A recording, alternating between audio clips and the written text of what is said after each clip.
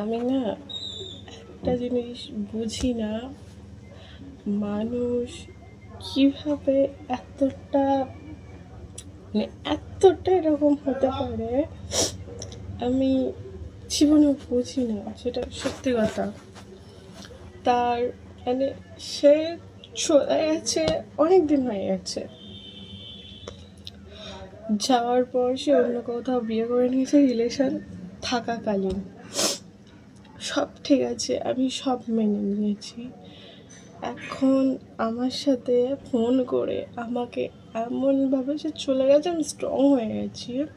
যখন কেঁদে কেঁদে বলছি তুই ওইগুলো বলিস না, আমার খুব কষ্ট হচ্ছে। তারপরেও মানুষ কি করে ইচ্ছা করে, আমি আমার শ্বাসকষ্টের প্রবলেম আছে, তারপরেও মানুষ কি করে বল। এটা ভাবি মানুষ কত প্রকারে, কি বলবো, ওকে খারাপ বলবো কি বলবো, আমি মানুষ কতভাবে কষ্ট দিতে পারে। আমি একটা মানুষকে না দেখলে আমি জীবনেও বুঝতাম না যে মানুষ আমাকে এতটা কষ্ট দিল।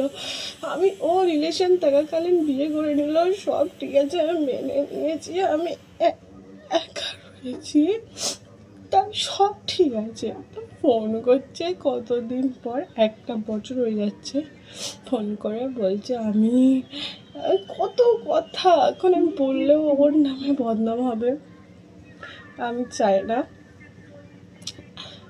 আমি বলছি তুই কি আমার মরতে দিবি না বাঁচতে দিতে চাস? বলে তোকে আমি মরতেও দেবো না বাঁচতেও দেবো না, আমি তোকে এইভাবে মারবো। আমি তাহলে মরে যাই, দেখ ওরকম করিস না। আমাকে তখন বলছে তোর আমি এই যতদিন বেঁচে থাকবো ততদিন এইভাবে তোকেই জ্বালাবো, এইভাবেই। আমি তখন কাঁদছি। আমি তখন কাঁদার পরেও মানুষ এমনভাবে করছে, আমি কিন্তু ভাবছি আমি কি করেছি। আমি তখন মায়ের কোলে গিয়ে কাঁদছি, আমার মামা সামলাচ্ছে, ও ফোন করেই যাচ্ছে করেই যাচ্ছে। আমি বলছি 2 মিনিট আমার সাথে কথা বলিস না, আমার খুব কষ্ট হচ্ছে, তোর আমার সাথেই কথা বলতে হবে, তোর আমার সাথেই করতে হবে। কি করছে আমি কিন্তু, তো তখন তো আমার কথা ভাবিস নি, যখন আমি সরে গেছি, সব কিছু ঠিক হয়ে গেছে, নর্মাল লাইফে চলে এসেছি, তখন কেন তুই আমার সাথে এটা করছিস?